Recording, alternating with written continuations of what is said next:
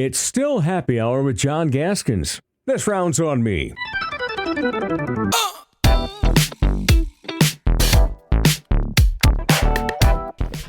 then at the end of that season, Wayne was let go, and then I got the head job at South Dakota State. Yeah. So how did that courtship start there?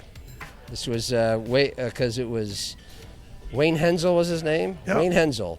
He resigned. They had fallen on tough times, and this was around early December 1990. So you had that decade where it had been 11 years since you had been at SDSU, and during that time you got to experience national championship at NDSU, the Tulsa years and the Wisconsin years. Was this something when Fred Oyen, the athletic director, approached you that you were particularly interested in? Well, I had known Fred when I was assistant there, and he was like a student assistant in administration, or anyway, and he had got the AD job, and so I called him after Wayne stepped down, and I said, I'm interested. He said, I kind of expected you to call, or thought you might be calling. And so, went out for an interview, and it ended up being between myself and a guy named Dennis Crehan, who became the head coach at USD a couple of years later. And then, so in 1990, we moved to Brookings and stayed for a few years there. Stayed for a few years. Head coach from 91 to 96, but I don't know if it was as bad as Wisconsin in relative terms to your competition in the Big Ten, but you encountered some frugalness from the athletic department here and there in trying to run a successful North Central Conference program. The thing they didn't understand at that time was what a great athletic department can do for a university, and football kind of seems to drive a lot of that interest, and along with basketball and women's basketball, and so we right away confronted things that just shocked the heck out of me. This is just crazy. But the first day, I had one of the assistant coaches go and post things all around the dorms and stuff because we didn't have computers there to call a team meeting. Yeah. Well, we get to the team meeting and there's no one there. And it turns out that someone was walking behind him from the athletic department, taking down all the signs because the AD thought it was illegal to meet a team with a team in the off season. It wasn't, was it? That's how it started. No, it wasn't illegal. Well, you can't talk football, but I mean, imagine starting an organization without being able to get your group together and talk about it. So that was the start of it, and they were tight. Facilities were awful. The locker room, same locker room. I had been there 11 years ago, and it was in awful shape. We had no chance to have an indoor facility. We just didn't have what we needed to. Yeah. And we were fortunate. We did have some good players, and some guys that played well. I mean, we were the first team in forever that had 6 straight winning seasons. Right. And they had really struggled previous to that, and so we accomplished some things. Biggest thing is we changed, in my mind, the mindset of the players that this is important, and you are going to come to spring ball under Wayne. They could go play tennis or run track, all that. Anything to get out of spring ball. Go to their brothers' state basketball games. Yeah. Like Shane Bauman. Todd Bauman. It was pretty loose operation. And in the defensive Hensel, he truly just treated the players like his kids. He told me once, just before he died, he said, I wouldn't have traded how I did it. He said, I know I was too close to the kids, but I wouldn't have traded that relationship for the 2 games you won more than I did every year. And it was just a very solid statement. But So it just wasn't, the kids, even though they were good athletes, just weren't doing what it took to. They were just kind of used to winning 3 or 4 games Yeah. a year. You wanted to win. And then we won, and we had some good. We I think in our third year we beat North Dakota State for the first time in 17 years. Yep. That year we lost to Montana out there after leading 35-14 at half. Then we beat UND, who went on, and I was a national finalist in the last game of the year. Just kicked them.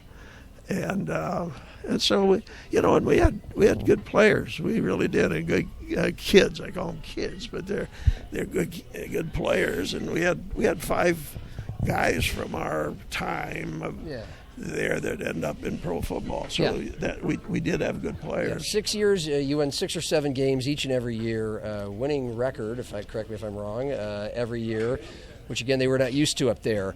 But all the way back to the beginning of this conversation, the Mike Daly Show. A, you put your foot down. You wanted football in general to be taken more seriously, and B, in your own words in this book, you if you want to be a bigger operation, you got to act like a bigger operation. So tell me, how did this whole Mike Daly Show come about? How instrumental do you think that was? And you having a weekly TV show, 10:30 on Sunday night, that you recorded Saturday nights after games, to your success, because it was one of the first things you did out of the chute. And as you mentioned, you produced it. You found the money for it. You found the TV station and the anchor, the host, Gary Weckworth, for it. Why was that so important to you? Well, it's just what everybody did, that programs that I'd been a part of for the last 10 years. You know, Tulsa, Wisconsin, North Dakota State, who was a team that we had to beat. Yeah. And we just needed to become a peer of those. We needed to be seen in the same light. And that was one way to very visually do it. And then the first thing I did actually was go to you guys all over the city and ask the TV stations if they would produce the show and run it on their stations. Yeah. And they all turned me down, except Kello showed interest in running it if someone else produced it. And so we hired a group called TV Productions up in Brookings, great people.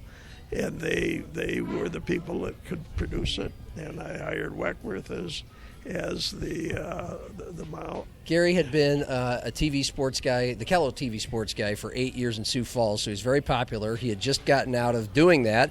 I had an interview like this with him last summer, and he just said he could have done that his whole life, but he wanted a new challenge, and he had been kind of an independent contractor for about a year, and he had done a radio show for once a week. He had a few different jobs, but so I asked him today about you, and he just said that you knew what you wanted, you had a vision, knew what you needed to get the show off the ground, as you've been mentioning, and to this day, Gary says it's still so impressive that you, Mike Daly, hired everyone for the show. You sold it. You negotiated the TV time on Kello, and then you negotiated that time on the cable sports network that reached the Dakotas, Minnesota, Wisconsin, and Iowa. And some people marvel at that you're taking all this time and effort. Was it easy? Was it hard? It was hard, but was there any party that's like, I should be spending more time on this or that? No, or it was obvious, big priority that you had to do it. Yeah. You had to do it, and you just counted on assistants to do things that might make up for time. But I didn't do much with it, very honestly, during the season. It was in the off season where I did the work. Yeah. We lucked out. We had a guy by the name of Wayne Rasmussen. You'll recognize that name probably. He was a pro football player from South Dakota State. He was working with Citibank at the time in Sioux Falls, and he was on the board of Norwest Bank. And he took me door to door to the big operations businesses in town to pitch the show. Okay. And Norwest took it. And so we got our major sponsor through them.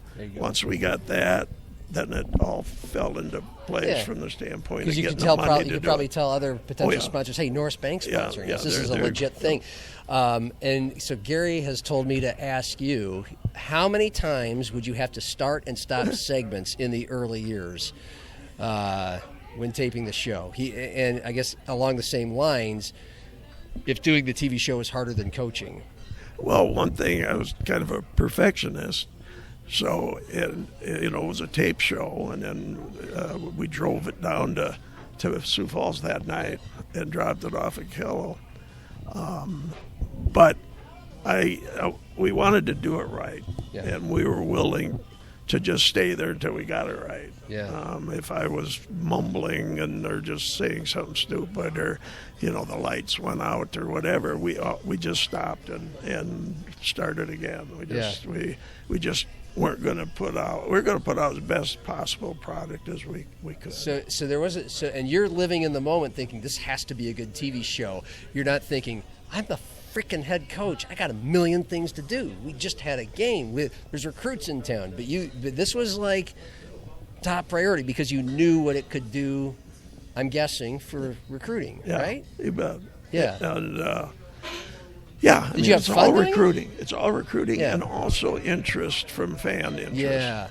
Which again, if people approach me about it nowadays, fans liked it. They like to watch it. Yeah.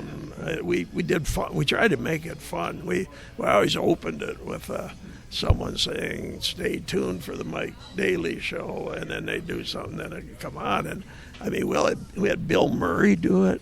What? Yeah, we had Daschle do it. We had, we just got huge names. Kicker, I remember the Vikings guy, whenever they would run into someone famous, they'd ask him to say it. Yeah. But Bill Murray was the best one. Bill, did Gary find Bill Murray somewhere to do this? Yeah, he was running, I think, a minor league baseball team St. up Paul in Saints.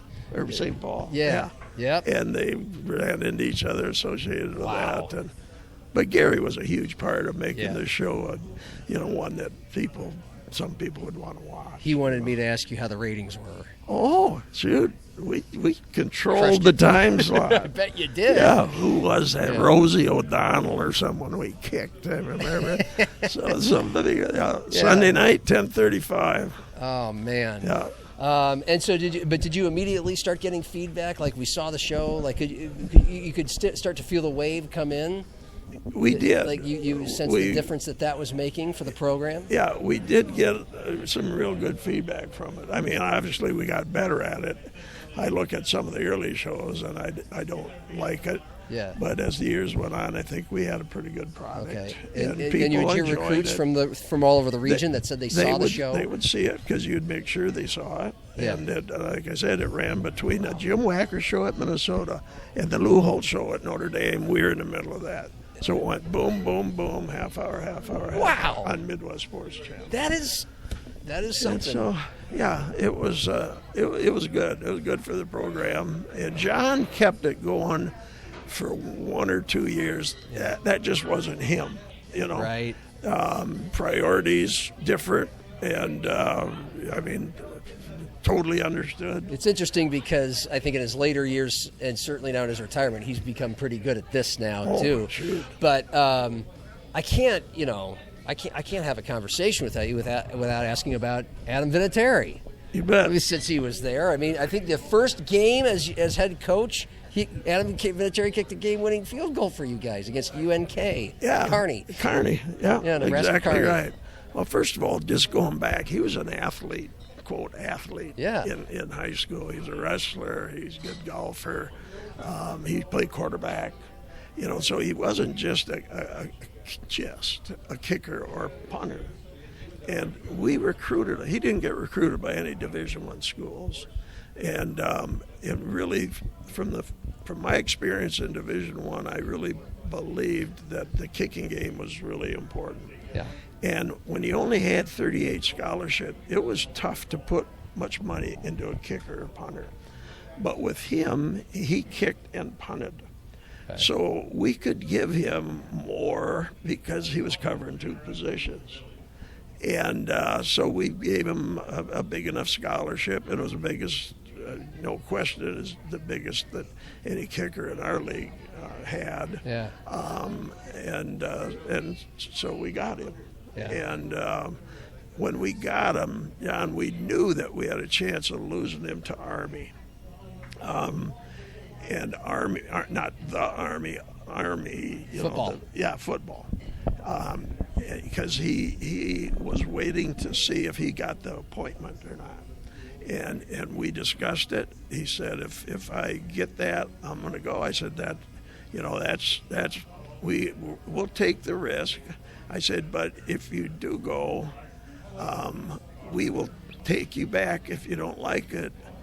But I might not have that 3/4 of a scholarship. I said, we'll have some, but with you not coming, I got to go find another kicker or punter or whatever it was at that time that we needed.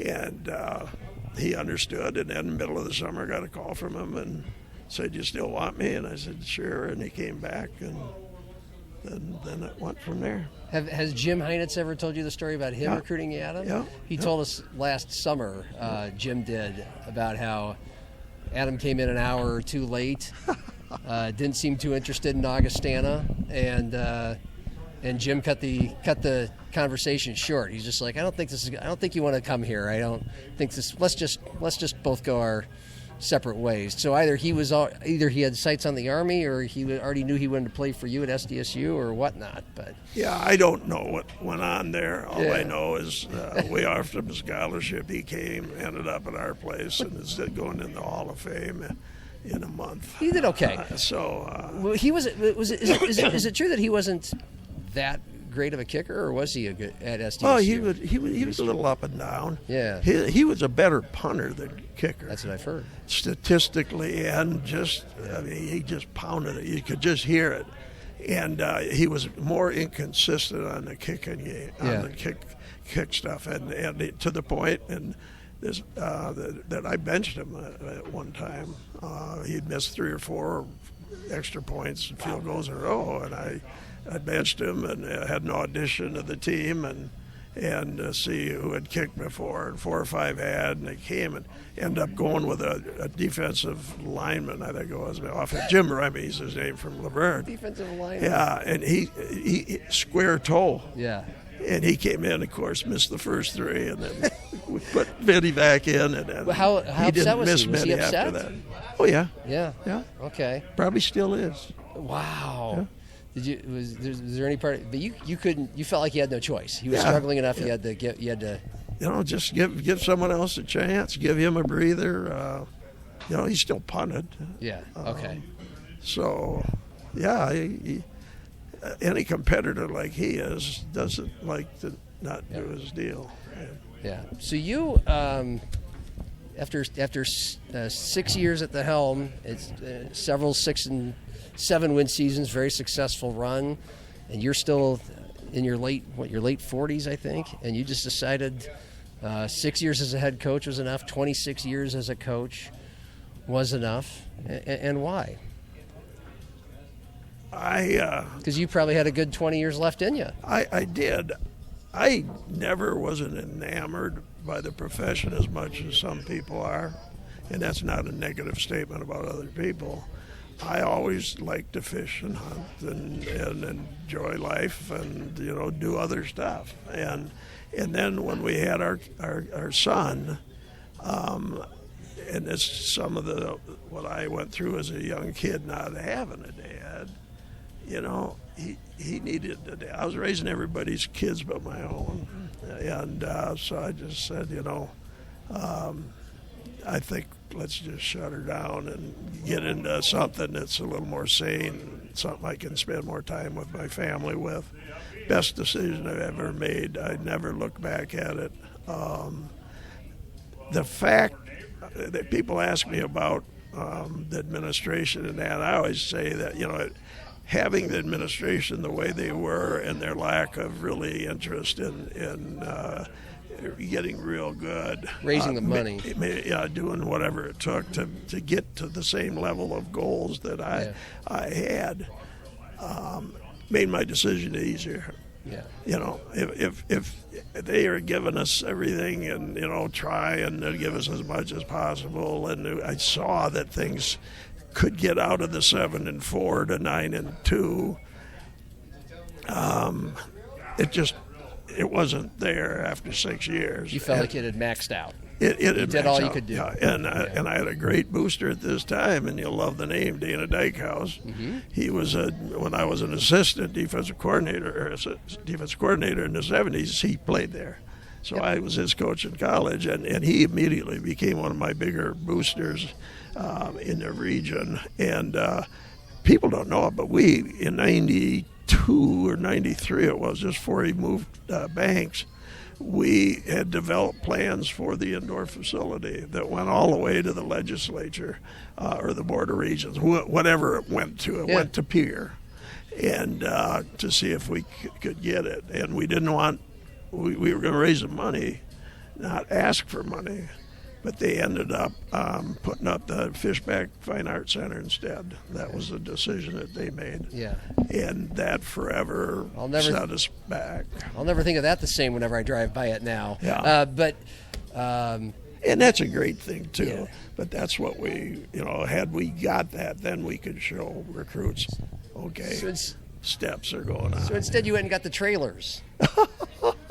Well, we had to, we did that the first year. Because you could have auditorium space for meetings. They would say education would prioritize over athletics. The first meeting we end up finally having, because they couldn't get people together, or maybe the second one, we reserved this room, and it's big, only one in the building that's big enough for 100 players.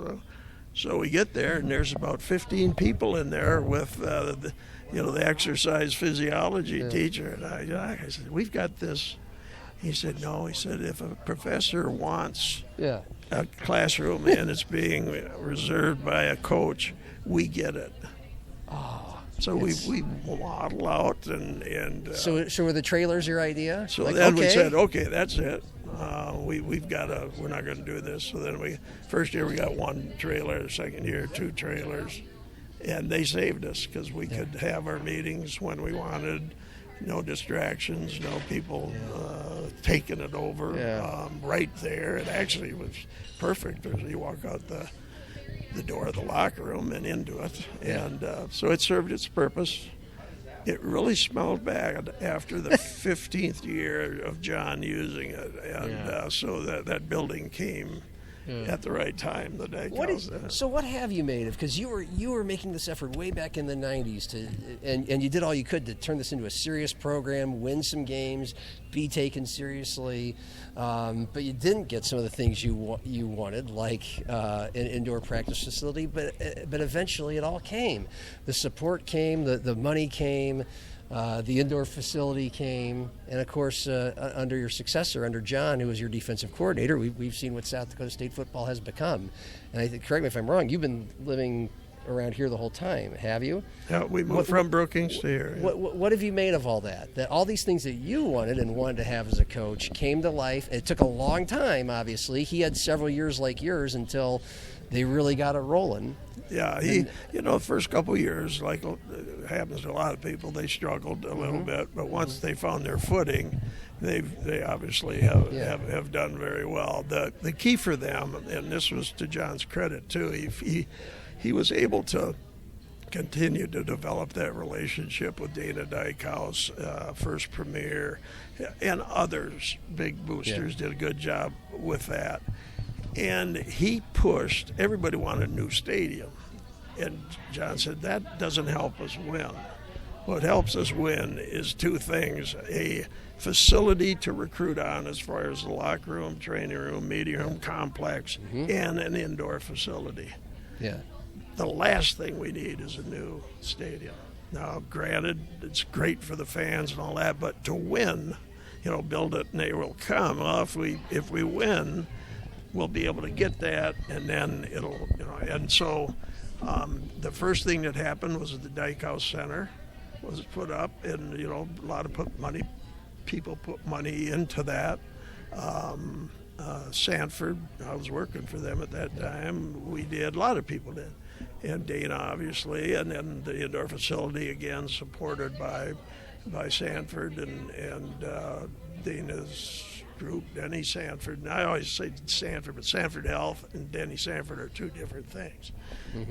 They obviously are connected at the umbilical cord, but they are, the money came from him privately and Sanford Health, not all from Denny or all from it. And I contended, and Kelby kind of went out on a tough deal, but I really contend if Kelby Krabanoff hadn't been the CEO at the time he was, with the influence he had on Denny Sanford and his background athletics, there wouldn't be very many good programs around here. Yeah. I mean, look what they accomplished.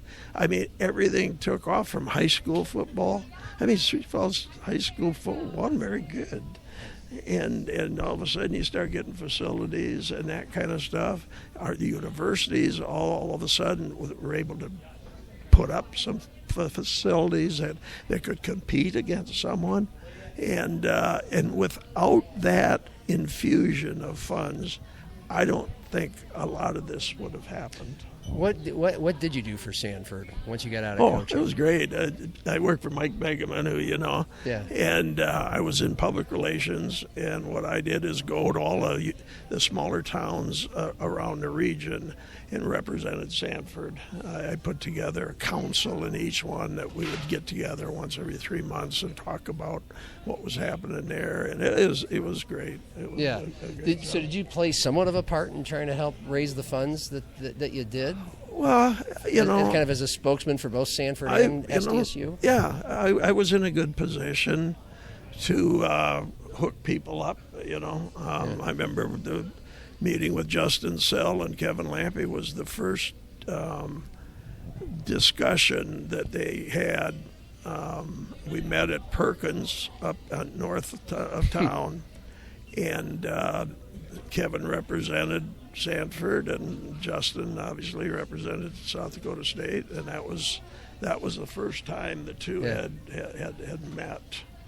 And then the big thing there that eventually happened that made it all go was the fact that we were able to get the sports, the orthopedics, sports medicine contract. Once that was in place, then it all starts to make sense as far as financial support. And well, yeah. So it's certainly it's no coincidence how it slowly but surely SDSU, because of all this, becomes a powerhouse in the FCS. I remember 2018 and John Stiegelmeier mentioning, he gets 5 or 6 minutes of airtime on ESPN. He rides in on the moped, and they asked him how this turned in from a quote-unquote, they used the words mediocre D2 program, which I'm sure John took issue with and you took issue with. You guys did as good as you could with the resources you had.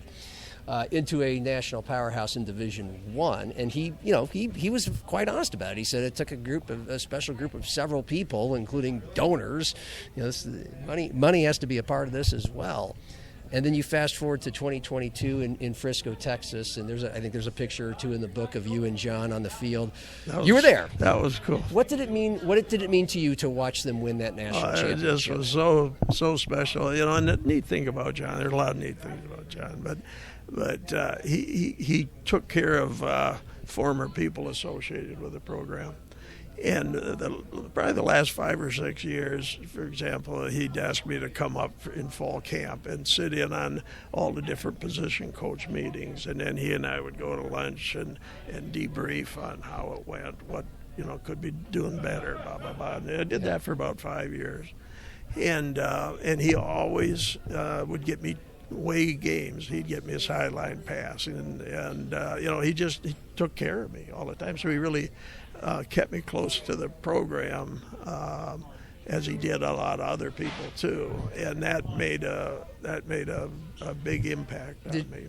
Do you mind sharing? Did he say anything to you once the clock had struck zero, or at any time around that time to let you know that you may have played a big part in this as well? He's given me way too much credit. Okay. Then and continuing, he just. He doesn't mind sharing it, and I think he overstates the significance we played. But I appreciate it. I skipped one step. How much of a hand did you have in making sure he was your successor? When the job opened up, I told Fred that if you're going to stay in-house, John's the guy. Yeah. And, getting a job as an assistant isn't that easy. I mean, you've got a track record, you know. It's like winning the second term of being president. And so, you know, if we stay in, you know, I think he's your guy.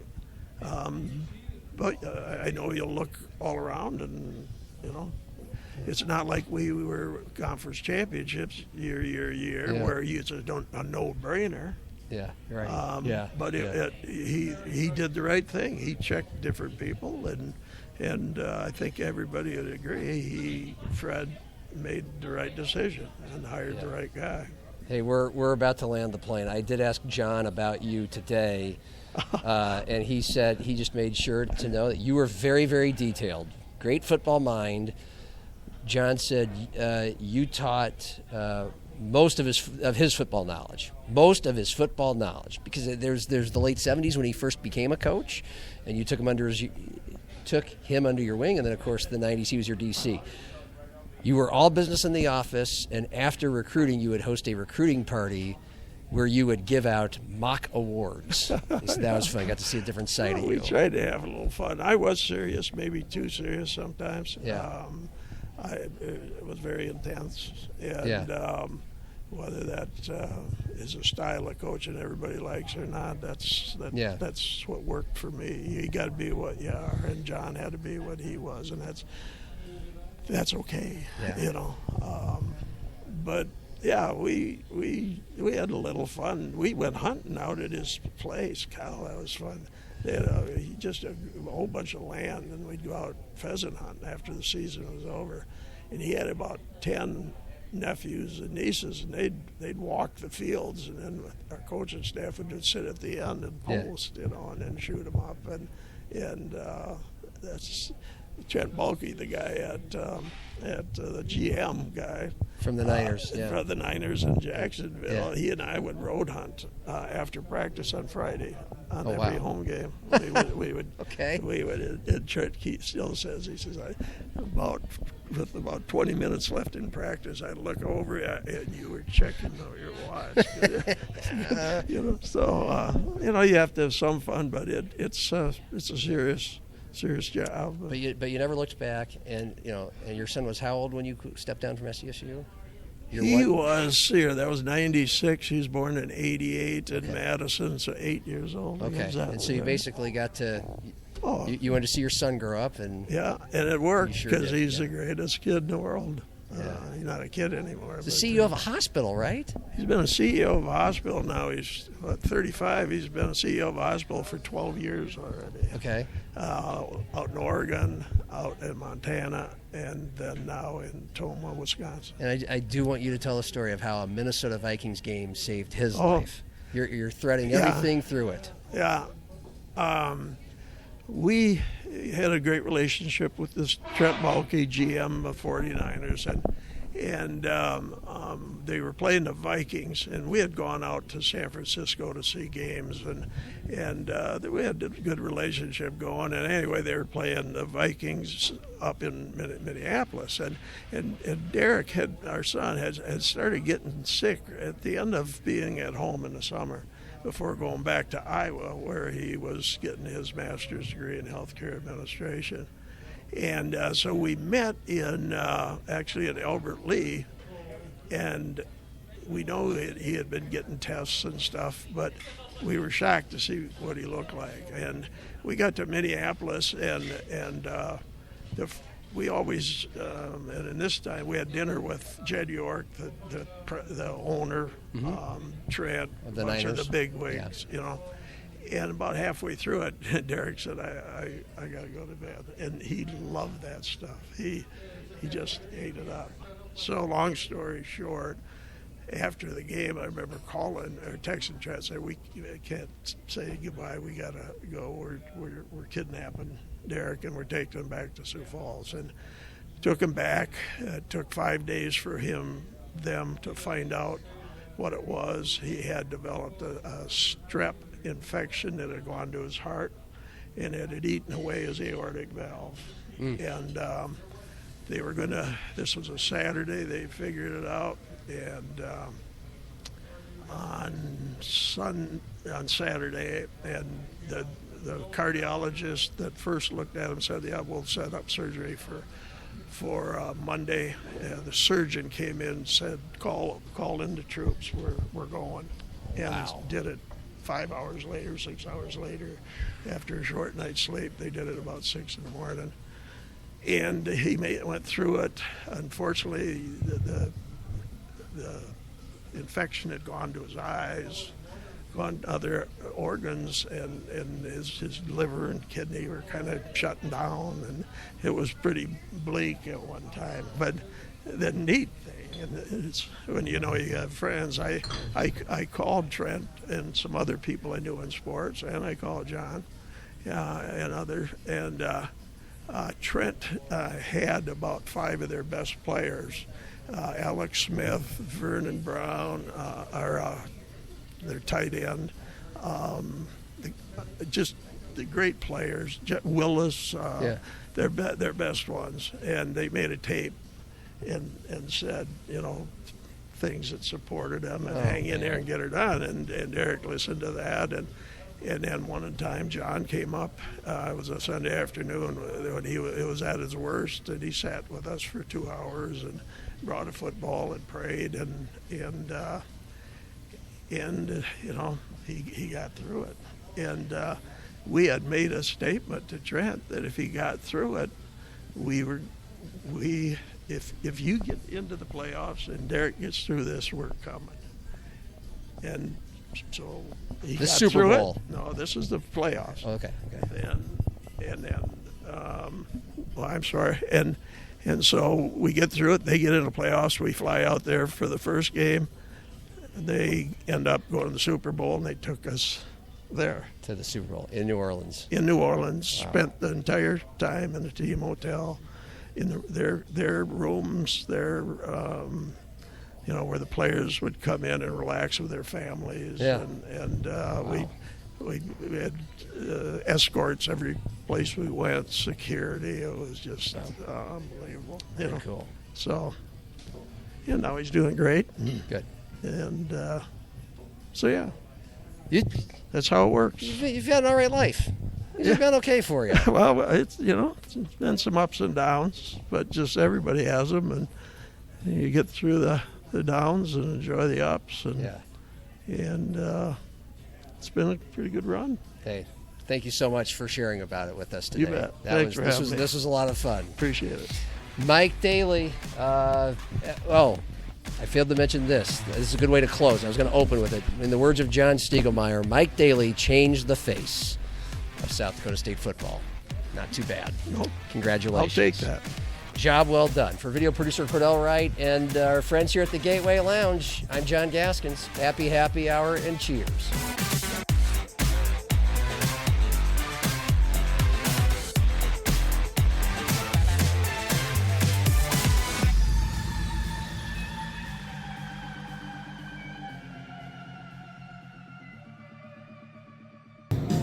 You need anything else, John? No, I think I'm good, Greg. I think I'm going to tap out. All right. Have a good night.